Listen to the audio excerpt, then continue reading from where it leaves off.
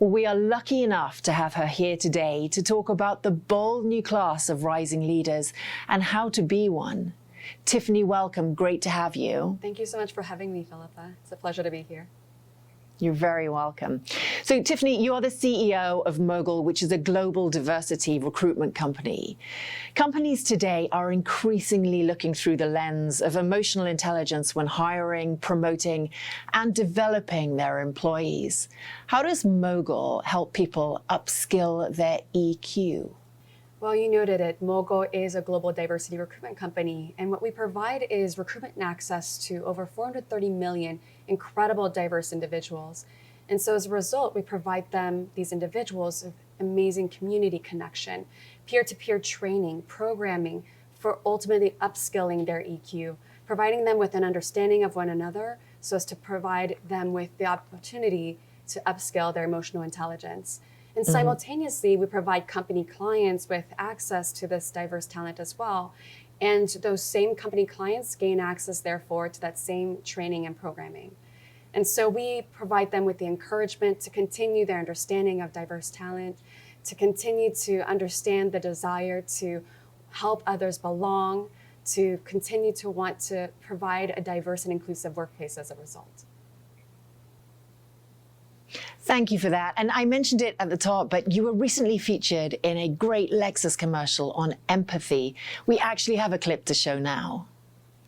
To unlock the world's greatest potential, we have to look. We need to look beyond what we recognize, beyond what's familiar. We have to look where we haven't looked before. We need empathy, because improving your world starts with improving someone else's. To hire, promote, fund tomorrow's potential. That's when change will happen.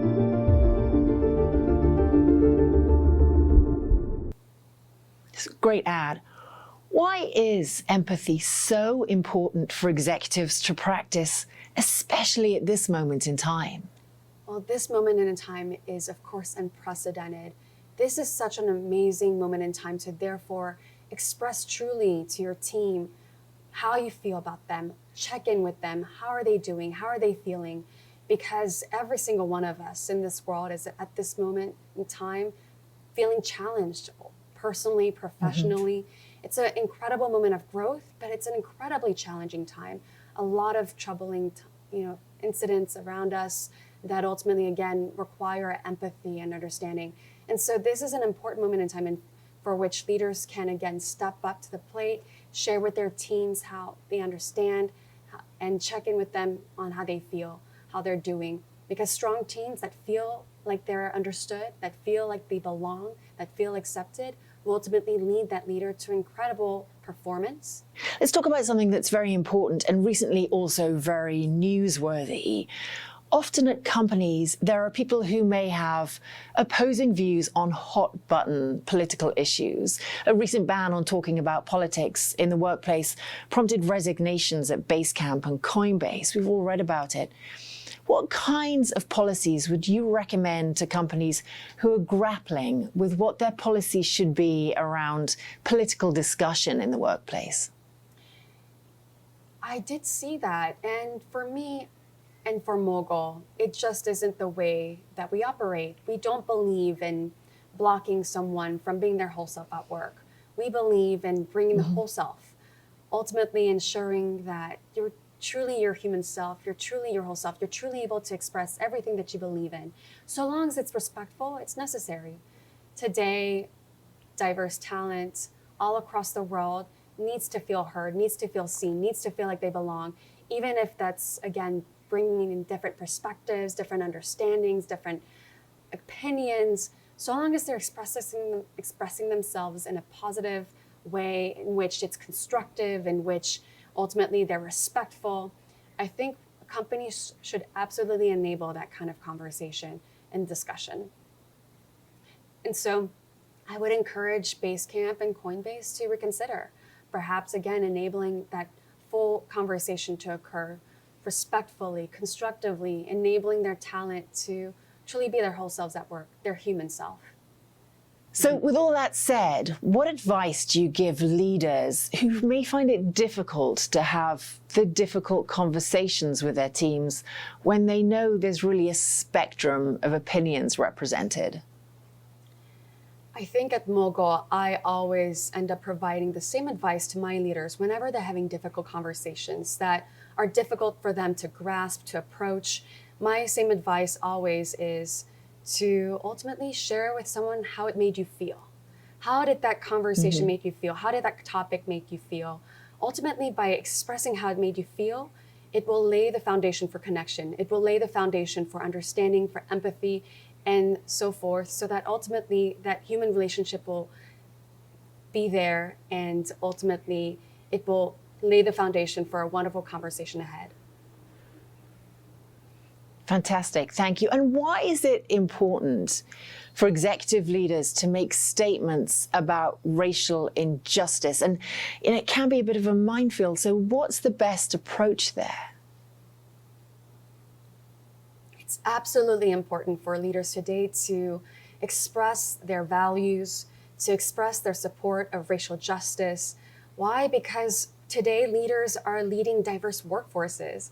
And as a result, their diverse workforce, which is made up of so many different individuals of different cultures, perspectives, preferences, understandings, ultimately, all of these individuals want to belong, want to feel accepted. And so it's important for their leader who is setting that example to explain why they are accepted and to showcase that support internally, externally, making those statements so as to, again, help their diverse workforce feel all together as one. And culture and community are incredibly important to millennials and younger leaders. Tell us, how can job seekers get a sense of community and inclusivity when they're applying for a job or even thinking about the companies that they want to work for? It's absolutely necessary for the younger generation and all generations, honestly, to be certain that when they join a workplace, that they're joining one with whom their values are aligned. So that takes research. Ultimately, that takes research online, that takes research person to person. That can mean, therefore, connecting with some of the internal team members with whom you may be, therefore, one-day colleagues, and therefore speaking with them to understand what the culture is like. Each team within organization may itself be a different type of culture than the overarching organization. Hopefully not too different, but from team to team within a company can differ, slightly different nuances of leadership styles. And you want to make sure that wherever you join, you're going to click, you're going to align. Also, you want to be able to do your research online, do research to read what your company is up to, what initiatives they put in place. On Mogul, actually, we provide workplace profiles for diverse talent to be able to access all that information. How is this company supporting diverse talent? What ERGs are they offering? What benefits are they providing? What initiatives have they put in place, again, to support diverse talent? So do your research, human to human, online, read, and of course, again, ensure that you align with the culture. And are companies alive to that sort of level of research that's being done on them? And how can companies more effectively walk the walk when it comes to diversity, equity, and inclusion in the workplace? And not that, it's not just sort of lip service. Well, I think companies absolutely first have to think about this internally and externally. So with regards to internally, for example, they should take an assessment of their talent today. They should take stock of how their diverse talent truly feels. How are they actually feeling? How are they feeling in terms of acceptance, belonging, inclusion? Ultimately, taking a stock of where you're at will then help you to establish a program internally for continued retention, training, education, so as to help everyone feel like they belong. Again, overcoming unconscious biases. This is important internally. And then externally, There's so much to grapple with. And this is what Mogul helps with, of course. Countless companies worldwide across the Fortune 1000 and more to help with their external practices as well, whereby you want to ensure you're attracting diverse talent. And that takes a number of different steps. For example, with hiring, making sure that even your titles and job descriptions of different positions you have out and open are ultimately inclusive, are gender neutral, resonating with diverse leaders as a result. You want to make sure that your hiring practices too, throughout the interview stage, overcome unconscious biases again, so as to, again, ensure that there's no step along the way that helps you and prevents you from being able to bring in diverse talent. And so each of these steps, for example, again, internally to externally, is what a diverse leader and company must do in order to ensure that diversity continues, equality continues within the organization. Excellent, thank you. Let's talk about something that goes hand in hand really with the diversity and inclusion efforts, which is allyship. And what are the best practices around making allyship more impactful? I think supporting allyship is twofold. First, as a best practice, we really have to encourage that allyship. Make sure that no one who wishes to be an ally grows fearful of standing up, of speaking out, of supporting. So I think that encouragement is really key as part of this best practice of allyship. And then secondly, in terms of allyship, it's also, as an ally, important to ensure that your actions do lead to resulting outcomes as well. Ultimately ensuring, therefore, that when you're speaking up, standing up, speaking out, ultimately that it's leading to, again, a wonderful outcome for those that you're looking to support, financially or emotionally, whichever way it may be, at least some upward and forward movement for that person you're looking to support. And Tiffany, let's sort of look back at your career. You've accomplished so much in such a short space of time, even before you were 30. Congratulations on that.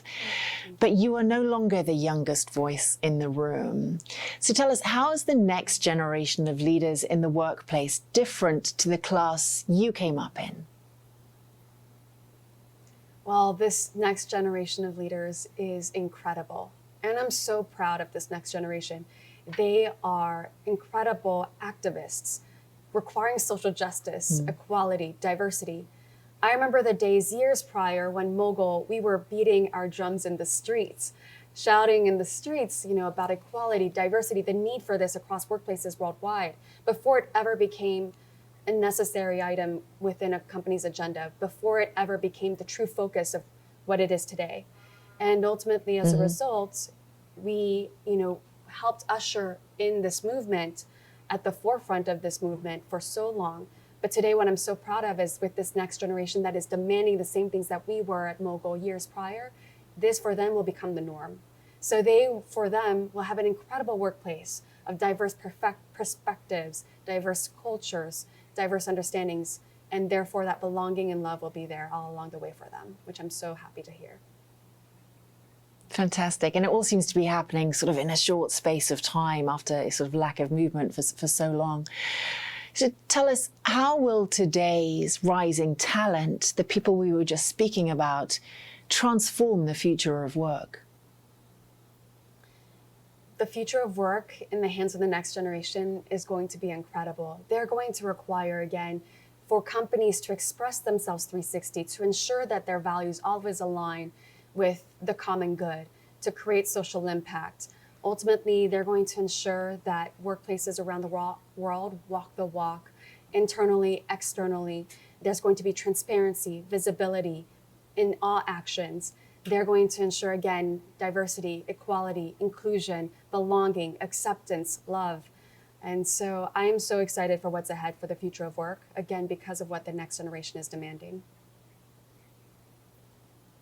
Excellent. That's such an optimistic take. And Tiffany, thank you so much for your time today. I feel like I learned so much from you. So let me know if you're taking it on any more mentees. Tiffany Pham, CEO of Mogul, thank you so much.